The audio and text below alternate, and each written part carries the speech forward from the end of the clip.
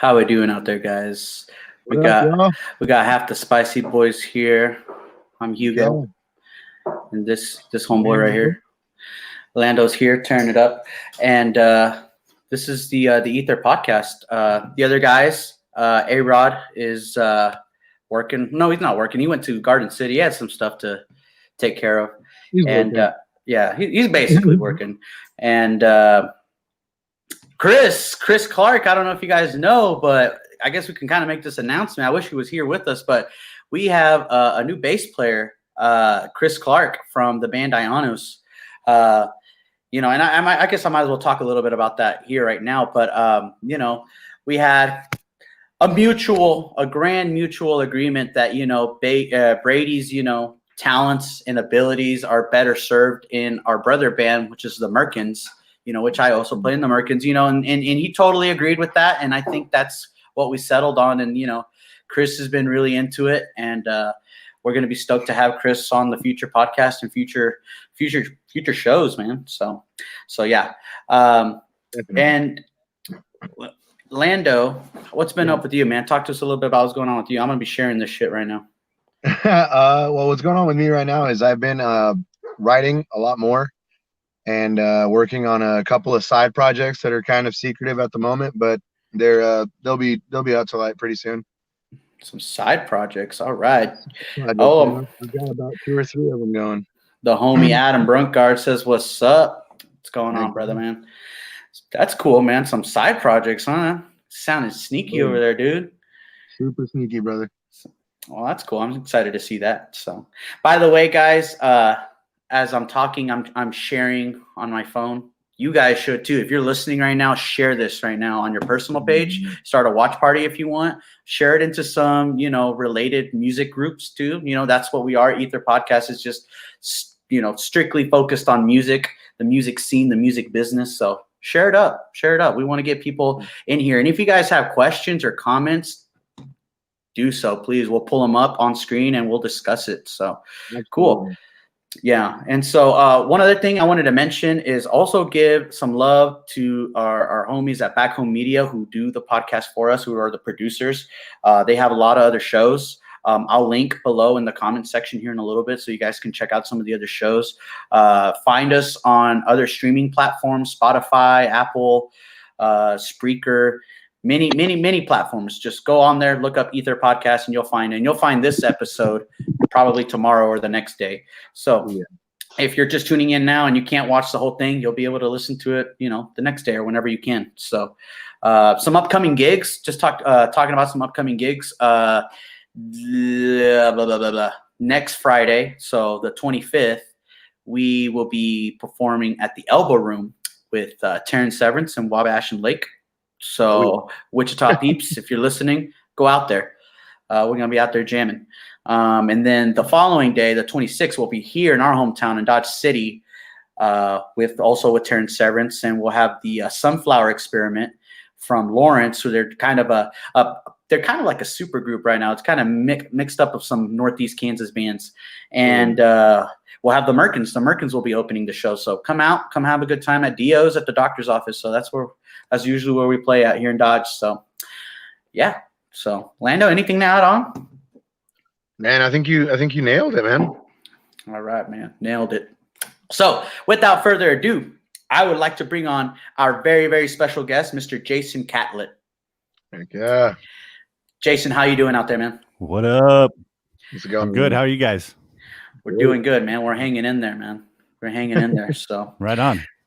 Right on. So, Mr. Jason, for those who don't know who you are, tell us a little bit about what you do for a living. My name is Catlett, and what I do here.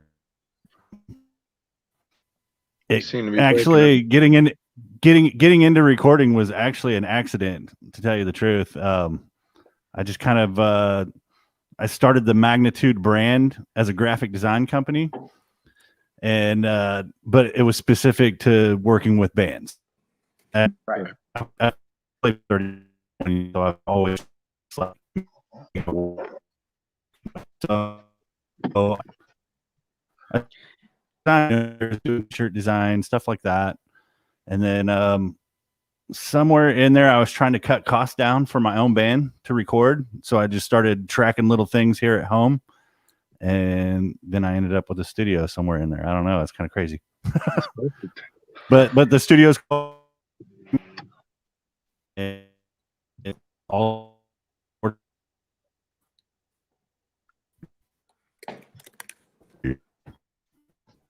Jason, I think we're having a little bit of technical difficulties on our end. If you can log out, or you know what, you could use your phone too, and it'll work just fine. Just go ahead and log out and log back in with that link, and we'll get you back in. So I'll kind of, I did catch some of that. So Jason, he basically he's a studio guy who owns Magnitude Creative out of Wichita, Kansas, and he works basically with all the bands in that area.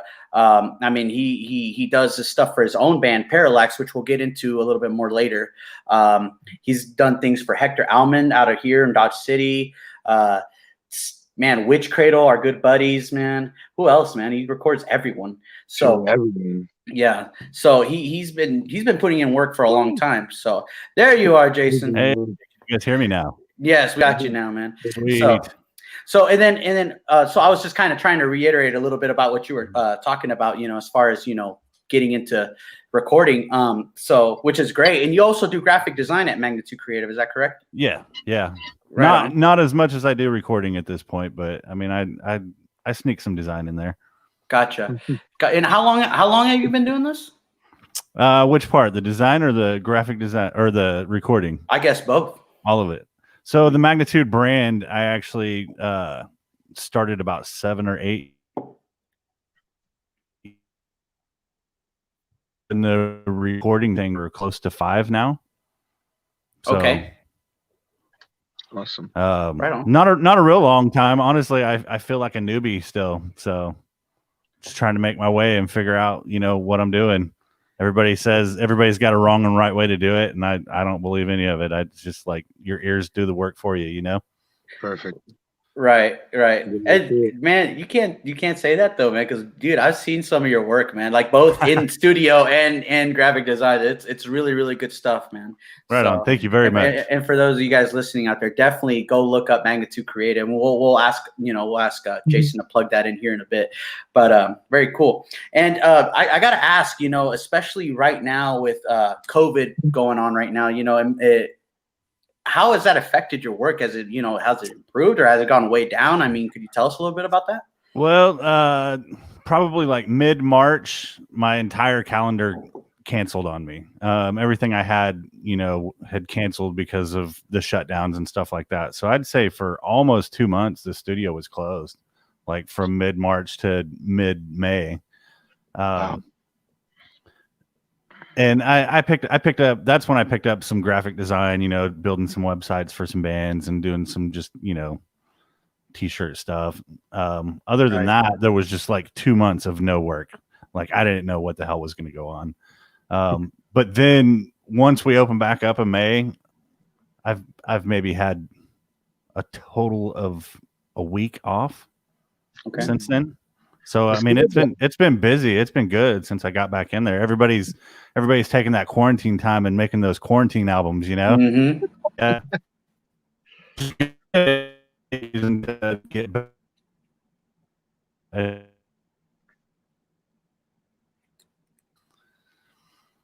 And I think that last part cut out a little bit, but yep, you're kind of fading out too. Jason, we might suggest that maybe you get out and maybe use your phone. I know it doesn't have the audio quality. Just use your phone, and I think it'll work just fine. So let's try that. Oh. Okay.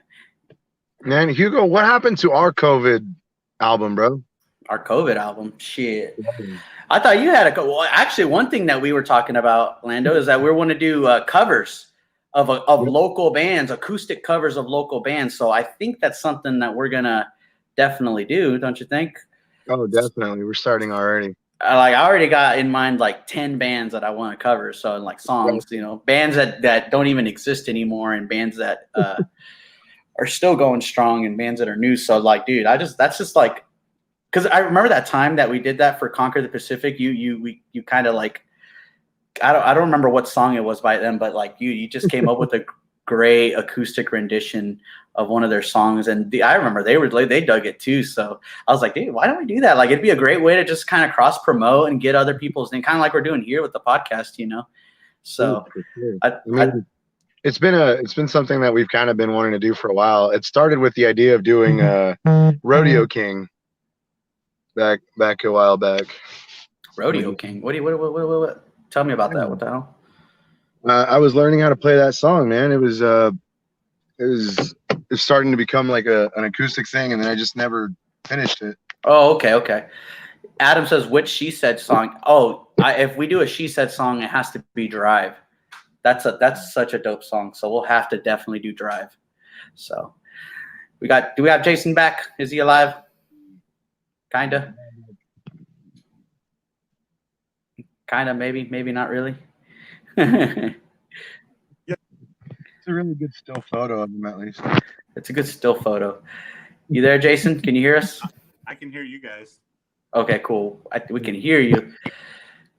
Video's a little bit shoddy, but it'll work. It happens. It's my shitty phone. It's all good, man. So you were telling us about how, you know, you got really, really busy after you kind of opened back up. Like, what bands have you been working with, man? Man, I've been working with Witch Cradle, Caracalla, a new band called Moreland. I recently worked with Team Tremolo. They just did a full length album that they're working on mix like that. We did all the tracking at my studio. It'll go somewhere else for mixing and mastering.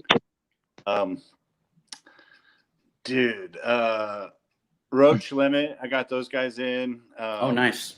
I like those guys. Man, just a little bit of everybody. Parallax, I've been working on the Parallax stuff for forever. Right. It sounds great, though. Yeah. This past weekend, I had Rudy Love and Piper Lee in. They were Piper Lee. Okay, cool. Yeah. And they're more like kind of like folky music, isn't it, Piper Lee? No. I think so. Anyway. No, she's she's a little bit more blues based type stuff. Okay, right on. Yeah, she's got a voice, man.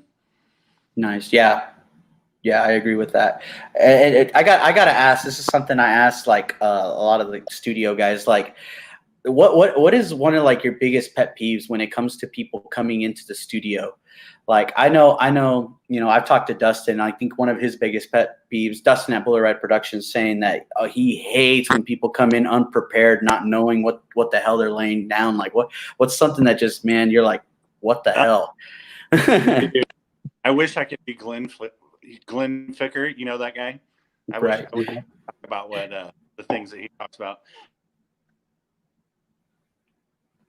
I mean, rule number 2 was everything to Johnny, so. Yeah.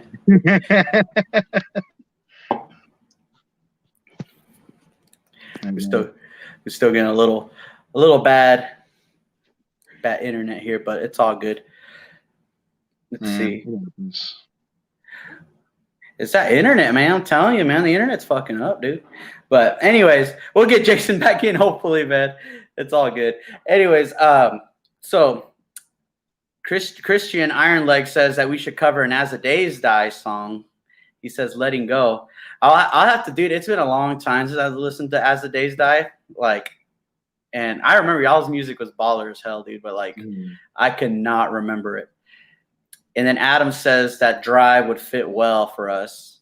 So, well, all right. I mean, we hadn't talked about it, so we might have to just do it. We might just have to do that. So, She Said was such an awesome band, man. I hope you guys do another reunion show because you guys are such a fun band, dude. And yeah, and As the Days Die, I wish you guys would do a reunion shoot too, man. Because fuck, man, As the Days Die always got down, dude. Everyone got down when you guys fucking. Everyone started hopping, man. I remember the show that we did with As the Days Die at a benefit in Garden City, and I remember that everyone there was just up front and jumping to their songs, literally the entire set, dude, moshing and jumping, dude. It was like the best thing ever. That's awesome. Yeah. So But yeah, we've been talking about doing covers with Trevino, like Trevino covers. We've been talking about doing like some Wabash and Lake covers. We've been talking about doing some covers of everyone, man. I want to do a Witch Cradle cover. I think that'd be an interesting one to do acoustically. I think so. What was that? I said I think so as well. I mean, any of these bands, like just the acoustic rendition of any of these would be pretty great. Right on. Yeah, dude. And I can, like I said, man, like not a Friday's Waiting, no, Rise Again. I think in Friday's Waiting, that was their old band, but Rise Again would be awesome to cover. Like just all these talented bands. Like I literally, when we were talking about that, I was like, dude, that'd be a great concept, dude. So we definitely got to do that. So by the way, as you guys are tuning in, please share the show, go on, share it on Facebook. And yeah. Christian says, I wish we could get back together for at least one show. Dude, me too, man. You need to whip those guys into shape, dude. Be like, yo, just one show, one off, dude. Just one show, dude. And come do it in Dodge though. Don't do it in Guyman. Do it in Dodge. So I'm sure we can get it popping. Yeah, I need to see where Jason's at here. Let's see. Lando, dude, is there anything to tell us about this secret thing that you're working on, man? Yeah, I've got 2 projects kind of brewing steady right now, which one of them is a reggae project, which is out of control. And the other one is a hip hop group. So I'm producing as well as rapping and doing R&B vocals, stuff like that. Stuff that I'm definitely not used to doing. Right on. That's cool. I'd be interested to definitely hear the hip hop stuff, man. That'd be awesome. So, all right. Third time's a charm. Hopefully we got Jason back. Sorry about that, man. That's cool, man. So, okay, we got to go back because it cut out completely for me when we talked about the pet peeves in the studio. What were you saying about that? My biggest pet peeve in the studio. Can you guys hear me? There's so much. Yes, I can hear you now, so you can hear weed eaters and shit. No, we're good. My biggest pet peeve is probably when I'll work with a band. I'll have them come in and chat with me maybe like a month out before the session, and I'll talk about the things that we need to do. Like, hey, your drummer needs to play to a click. Let's practice to that click. Let's get on the click. Right. And then let's change bass strings. Let's change guitar strings. Let's get, change heads. Let's get good tones, I don't want to have to replace drums if, I can help it. Right. And then they show up and they're like, oh, man, I'm pretty ready. And it's like, oh, sweet. So you practice to a click? And they're like, well, no, not really. But I mean, like, I kind of, I've been working on my tempo. So I don't know, man. I think that's probably my biggest thing is like when you kind of get with a band, you're like, here's what we need to do to make a successful recording. And then they show up and they aren't prepared at all for any of that. And I generally give them shit, it's you have to. Yeah. You have to. But I'm not it's funny that that's like my biggest pet peeve, but honestly, I don't really feel that the click is always necessary because sometimes you get a band that vibes well, and the way that they play like organically is 100 times better than any click could ever provide them. So you're kind of doing an injustice by making them play to a click. But I mean, there's rules and rules are meant to be broken. You know what I mean? But it does. Like specifically, if we're working on a metal project, we should probably be on the click, So, show up prepared. Right. No, absolutely. And I think that's such a true thing is that a lot of bands do show up kind of unprepared. I mean, I've heard horror stories from Dustin. Every time we go and record at Bullet Ride, he's like, yeah, I'm glad you guys rehearsed because, last week's band didn't do this and that, blah, blah, blah. And I'm just like, right. Yeah. And I'm just like, yeah, I don't want to be that guy. So no, I totally agree with that. And you know what, man, that click can be a bitch though, dude. I've said that tons of times. It can, but you got to practice. So. Yeah. I mean, really the click is like another instrument within itself, man. It absolutely is, and it just basically becomes part of the music at that point. So, Right. Besides working in the studio, I mean, I know, this is where I've encountered you is through running sound for live shows. Have you been doing much of that lately, or are you just not have, how's that been going? No, I haven't been lately. I know with all the bars kind of, being shut down for as long as they were, that, I'm kind of an additional cost to the bar owners, you know what I mean? So like somebody like Kenny at the Elbow Room or Barleycorns, he knows how to run the system. So it's kind of more beneficial for him to run those shows himself to help make up some of that money that was lost. Right. Me personally, I think I'm kind of done with the live sound thing right now. Okay. The studio's kind of gotten busy enough that it helps me, make a living. But that's not to say I won't run sound again. I just kind of focused on this right now. Plus, I got to save my ears, Right on. Well, I gotta ask, what are some of like maybe the bigger name acts that you run sound for? I've run sound for John 5. I've run sound for George Lynch. Nice. He wasn't with Dawkins, but he was with a Lynch Mob. Right. Oh my gosh. I've run sound for Code Orange before. Nice. Dude, so many. I don't know. I can't remember right off the top of my head. Which one was the best one that you've worked with, like in your opinion? Probably the Code Orange guys. They were really, really nice, and they even reached out several days before they showed up and chatted with me on the phone about what they needed, as far as, a sound engineer, microphones and all that stuff. Right. It's kind of funny at that, I have to keep a pretty good composure when I'm working with bands like that. Like I'm a huge fan of Code Orange, but I can't go to work and, fanboy out on them before the show. So I wait till the end of the show to be like, hey, I'm a really huge fan. And it's kind of hilarious because they're a lot younger than me. I'm like 44. So they're like, they're in their 20s. They see this dude with a gray beard and they just probably think that I'm just there to collect a paycheck. And chances are I probably volunteered for the gig. Right. And then I tell them, I'm a really huge fan of your band. And they're like, whoa, you actually knew who we were before we came here? And I'm like, yeah, I'm the old guy that likes new stuff. That's me. That's what I do. They were really nice. They gave me a bunch of merch and stuff like that, and they gave me a set list and signed it. And dude, they didn't pull any rock star shit, with sound or anything like that. We literally worked on their sound till they liked it, and they were all very thankful. And I'll always remember that because I've worked with some big bands that were not nice. Yeah. At all. Dude,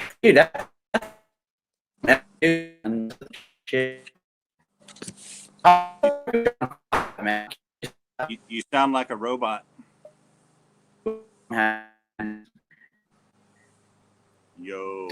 Do I still sound like a robot? You're a little bit frozen. Okay, give you a. Haha. It's just me. I'm the only person on this live stream. Ha ha ha. No, you're not. I'm the guy backstage. What's up, man? What's up, man? The Aether podcast is having some serious issues today. Cool. Dude, I don't know what it is with the internet today, dude. Well, what it is the God hates Aether podcast. I guess God hates the Aether podcast, man. Shit. Am I back to normal? Okay. So, okay, we were talking about John 5. How was it like working with John 5? John 5 was also another like highlight. He was super nice. I had to be with that guy. Actually, I'd been watching him in concert for 20 years. When I finally got to run sound for him, right. And it was hard for me to not totally geek out on him. But as soon as he came off the stage, he went backstage and he was sitting down playing his guitar, and I had like an armload of things, and I was like, dude, can you sign all this stuff for me? And he was really nice. He was like, "Yeah, of course, man. Of course. This is why I do this." So it was cool, man. That was actually a really unreal moment for me to be running sound for a guy like that. That's why I think after that one, I was kind of like, I could do without running sound ever again. I just ran sound for John 5. So, Right. That's kind of cool. Yeah, that's all, and I'm glad it was a good experience too, man. Because I always hear about like these, like we were just talking to like another sound guy not too long ago about how he's had some run-in with some bands that are just like total divas, man. Oh, And man.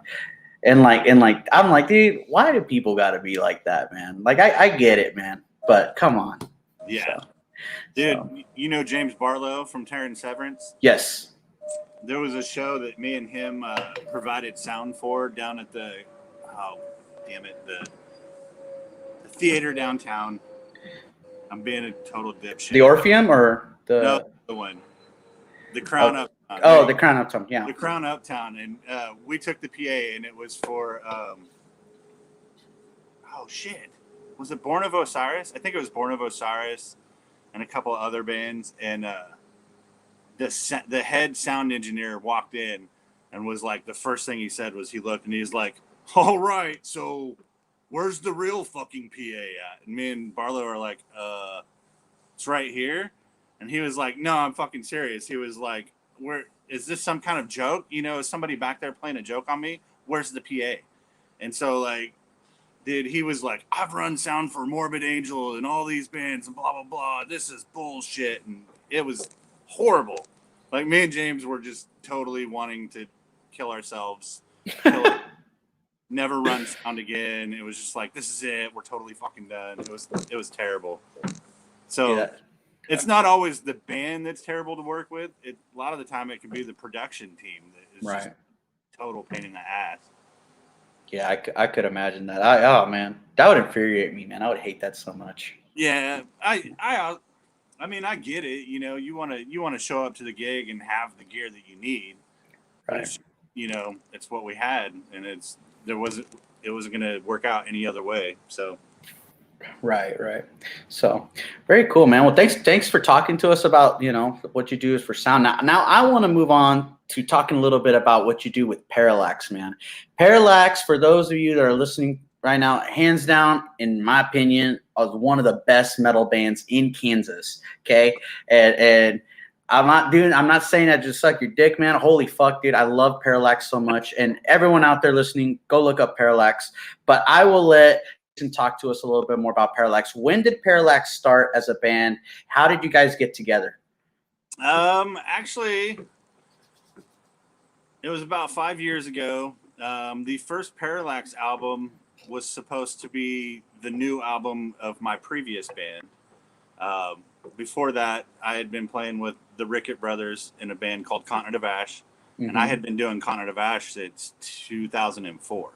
Right. So, and it had gone through a bunch of different lineup changes, and right when we were getting ready to put out that album, we decided to change our name to Parallax to separate the two entities, because it was a different lineup. The music was still heavy, kind of technical, but Continent of Ash was more grindy tech type stuff. This stuff has a little bit more groove and a bit more elements of everything to it. So it was 5 years ago that we went with the name Parallax.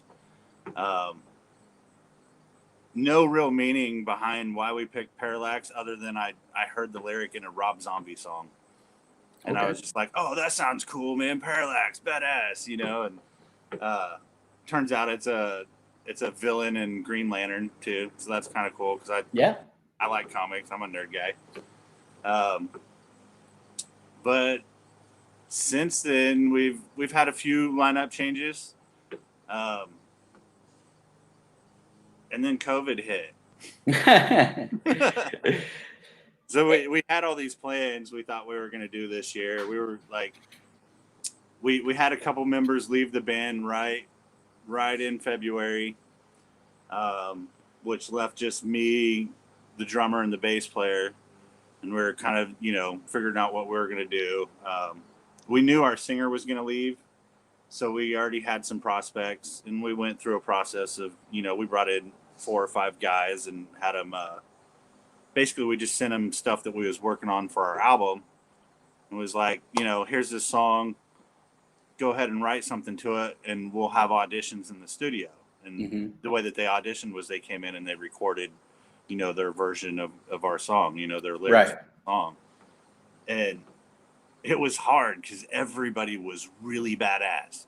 Like, there wasn't a terrible singer out of any of them. So I was like, oh, great, and like they all had different qualities from each other. Like, no one guy sounded the same, which made it even harder because it's like, oh, we could use this element and go this direction. Ultimately, we went with Nick Hale. Nick used to sing in a band called Limits back in the day, and he also plays in a band called Talagar. Okay. But overall, he just has a lot of dynamic range. It kind of opened us up to where we could do more melodic stuff because he can sing, which we, our previous singer, right before the end of his time with us, we had actually recorded some stuff where he was singing on it, and it was really good. And it helped us musically because we wanted to be more than just a tech death metal band. Some of our biggest influences are like the Deftones, bands like that are real heavy but singy. So we were kind of already exploring that before Nick came in. And then once we got Nick in, I think half the album turned out to where like there's clean singing on it, which is kind of crazy. Hey, there's nothing wrong with that. Yeah, no, I love it. I think it's great, man. I think what we're doing now, I like the album that we just recorded. I feel like I've been trying to make this album for the past 25 years. Like it's that soul searching album that I feel like me personally as a musician finally accomplished what I had set out to do so long ago. Right on, man. And I had heard the Blood Moon song that you guys released, which I totally fell in love with. I even showed it to my girlfriend, and my girlfriend, man, she's like, this is awesome. Who's this? And I think for a second she even thought it was Between the Buried and Me.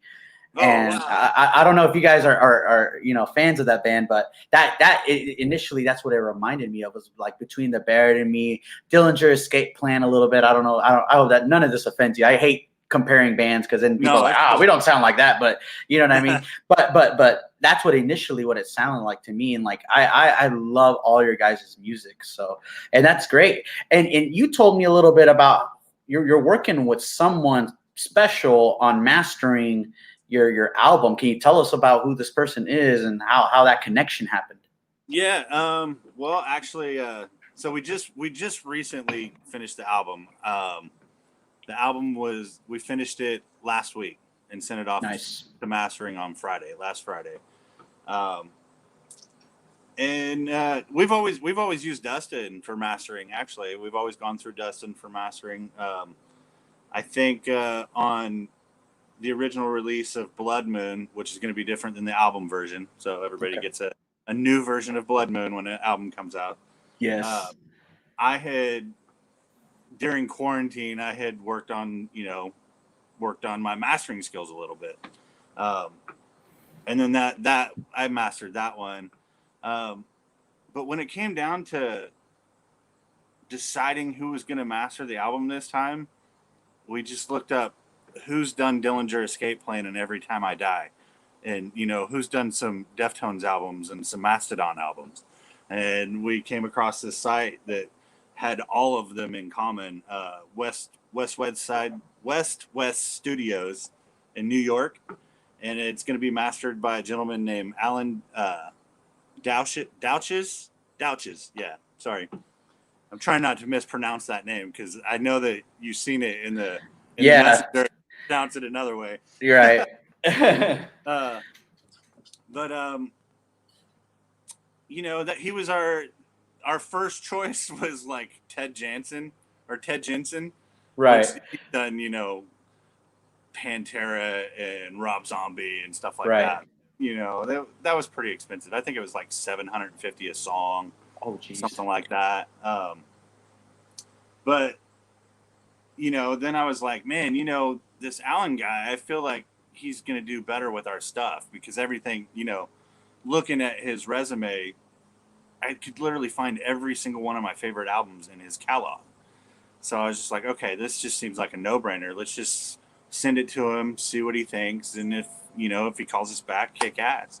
It was like the next day, he hit me up and we talked for, dude, an hour and a half almost, just Nice. about gear stuff and about how mastering is still an important thing. Getting it off to somebody else to master. I know a lot of guys will record, mix, and master all their own stuff, and that's totally cool. Me, I feel like with what we did on this album, I just I pushed myself to the limit. It was time to get it done and give it to somebody else to finish it. And I kind of feel like that's one thing that bands should do more, like find that second set of ears, you know what I mean? Find that guy that can possibly do what your engineer couldn't, you know what I mean? Right. Just to get a fresh perspective, because sometimes you work on an album so long, your ears are toast. In my case, this album we actually recorded, we re-recorded it completely twice. Oh, wow. The last time was like, okay, we're not going to re-record it again. Basically what it came down to with that, like when we were mixing the first version of the album, I was having to replace like some toms or something like that. And like none of the rest of the album had any kind of replacement on it. And I was just like, well, fuck this. We have to just retrack. I'm going to buy new microphones and we're just going to, I'm going to get better mics and we're going to retrack and we're not going to have this issue. And that's what we did, man. We scrapped the whole thing. We were like, okay, that's the third pre-pro that we've done of the album. Now let's record the album for real. And I, bought a bunch of good, better drum microphones. I bought an EVH head to track guitars with because I was tracking through a Line 6 Helix through a cab and stuff. It was just like, man, I swapped all my pickups and my guitars from active to passive. We were on the hunt. Right. But then like we started tracking on June 21st. So maybe like right around 3 months for the whole album, from start to finish as far as recording and mixing. And I swear to God, I was literally recording things right up till when we sent it off for mastering. That's crazy, man. So you basically use this quarantine time to focus on that, man. So that is awesome, and I'm excited. I'm super stoked to listen to it. Can our viewers or people listening right now know what the title of the album is going to be? Maybe a potential release date. Yeah. There you are. All right, cool. Yeah. We don't have a release date yet. The title of the album is called Awaken. It's actually it's a concept album. Nice. I'll explain it like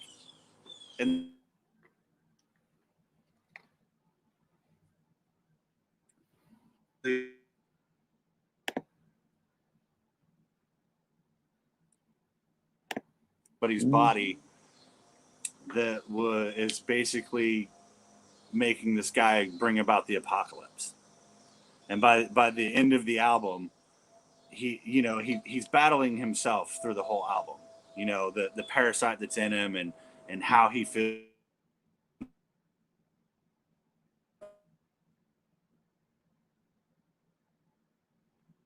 It's a little bit of cutting out here.